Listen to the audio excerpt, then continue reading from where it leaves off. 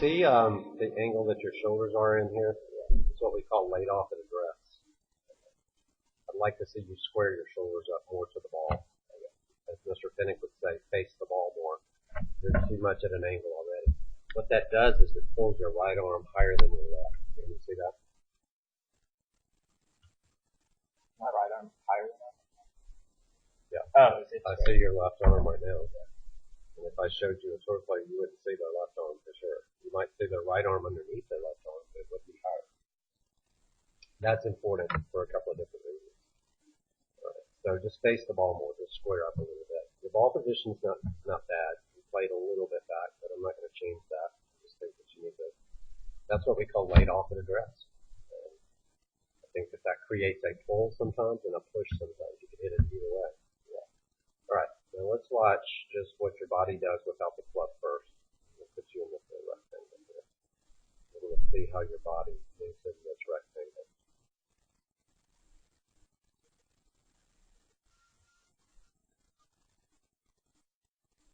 I filmed Bryson when he was here.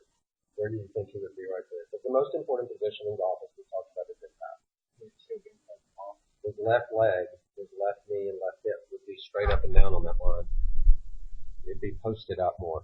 So you're moving more linear, which is lateral, right? And the more you move lateral, the more you have to go down to get to the ground, right? So the more you move lateral, the more your spine angle goes toward the ball. Wouldn't that create less room?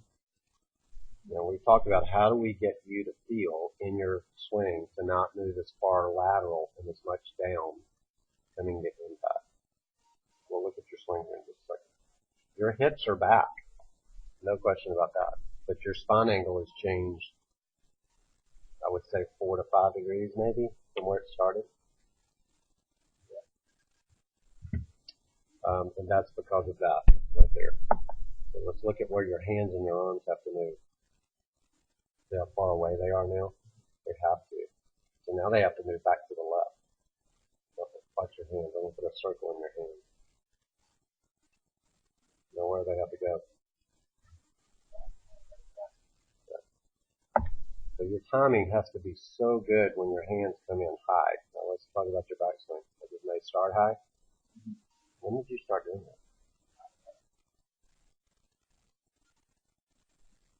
And they stay high. If I put you on the Pro Zone right now, by the way, the Golf Channel is trying to buy our product. Put it on in every golf show. Then I get to teach for free. Just kidding. But you see where your hands start. You hit the bar. You hit the bar again. Then you got to go back left and hit the ball. If you're late, it goes right. If you're early, it goes left. Now let's watch through impact. Let's watch the left arm and the left shoulder. And then up and in if you have no room. So when that happens, how much is your body actually turning through the ball right here? Not very much, right? Stop. And it's because of the spacing. So we've done drills with your left toe closed. We've done feet together. We've done right foot back. We've done, gosh, I can't even think of how many we've done.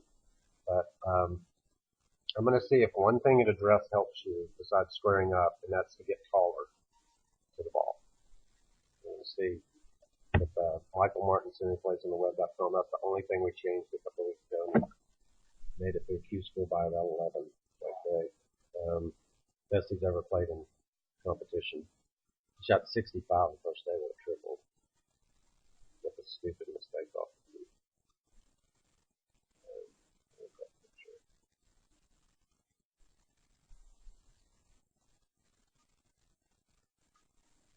I want you to see if you can get your hands up higher. Because if they start too low, I'm going to go back to something Ben Hogan said a long time ago, if your hands start too low, they're going to finish too high. You can't get your hands too high at address. You want to go high at address and low at impact. So you're the opposite. You're low at address, high at impact. That's why I was asking about your club lies. Because I think anytime I see that shaft come in that much higher than it started, you couldn't come in right there because your body's in the way, right? Where do you think this shaft's going to be at impact? It's slightly higher, but it's not a lot higher. Let's see how much room he has. It's almost the same. You're just slightly higher. Look at his legs and his hips. His left leg is straightened, right? His left hip is turned more behind him.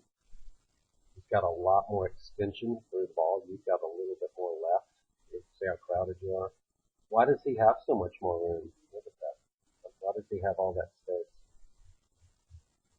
Because his hands come in lower. Why does his hands come in lower? Because his ass is out of the way. And he has a little bit of what you have, not to the same degree. But the reason he doesn't have as much spine deviation, this is old swing now. This isn't new. Because his new one, I think he does it worse. He's more down than he's ever been before. But when he got to impact in the old days, he used to get back to where he started. He's not like that anymore. I still think part of it is, just like you, I think he starts too low. He used to start higher. Wouldn't it be easier to get back to there if it started higher? Of course. So just slightly taller at address, I think, would eliminate that. Getting more square to the ball at address would help you too. But how do we get your downswing biomechanically keep from moving forward? Let's look at Jordan just for a second. Let me show you that. I know you've seen it before, but let me show it to you. You've watched him hit balls, right? You ever seen it on film?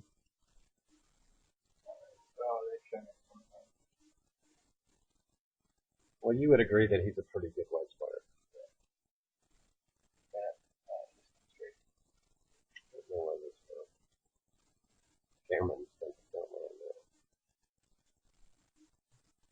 So that is so much different than he's ever looked through impact. Look at the extension in his arm. He's normally looks like that. Looks like that. And that's what he's really working on, is trying to get his arms extended. Now let's watch his transition. That's all I wanted to see was what is his transition doing. Can you tell that he's taller through the ball, not as down? Now he's going to start the pushing with his legs. Watch his left knee here. See it straightening? Look at his left foot. You don't see that same kind of rotary hip action in the left knee straightening at impact, right? So when you do that, if he's moving toward his left heel, where's his left foot going? Back and around, right? So if your hip action is going more back and around this way, you better stay in your posture just to get to the ball, right? You move too linear. That's the reason that happens. How do we get you, when you bump that left hip back to the left, and you go right to there, and you see that you've gotten into your left foot, how do we make you push and turn from that position? When that club gets halfway down, push, turn, so that you can extend those arms through. I've never seen him get his arms that far in front of him.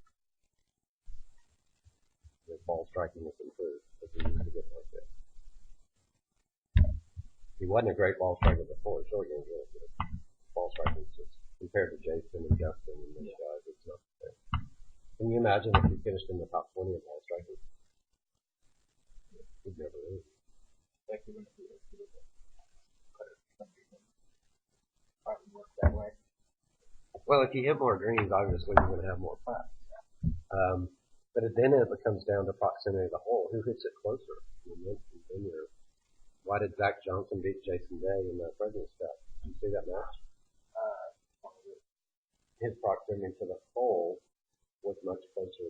Jason had putts from 18 to 30 something feet all day, and Johnson was 24 to 10, something like that. His average putt was like 16 feet. Jason was like 25 feet.